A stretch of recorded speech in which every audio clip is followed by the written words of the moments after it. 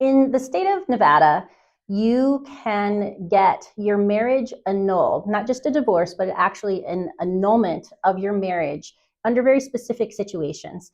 So, an annulment, as compared to a divorce, it means that you are actually making the marriage as if it never existed. And so, in an annulment, you don't divide property, you don't get alimony. It's as if the marriage never existed in the first place. Whereas in a divorce, it's an ending of the marriage and then a division that happens. To get an annulment in Nevada, you can be a resident of Nevada, but you also can be someone who was married in Nevada. So people who have made the most of our wonderful marriage laws here in Las Vegas and gotten married in the state of Nevada can actually get an annulment in Nevada as well, even if nobody lives here and they don't have any other contacts to the state of Nevada. There's certain grounds that you have to meet in order to get an annulment. A few of them.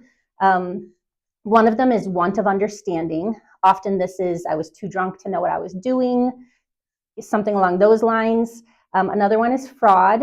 If you were lied to, your spouse has told you things that were absolutely not true. Now, both of those grounds, there's an element where once you have discovered it or once you've come to your senses, you can't actually continue to live with your spouse. So there's a timing element that you have to meet for those ones. But there's another ground as well that's a little bit more of a catch-all, and it's any grounds in equity. And we have, under contract law, there's kind of this catch-all of different ways that you can end a contract. And this annulment provision in our law is kind of like that. So if there's a situation where the two of you just really were not understanding what was going on and what you were doing when you got married, that's something that could potentially fall into this catch-all category as well. So if you're in a situation where you don't really have any connections with Nevada, but you were married here and you really need to get out of it and you meet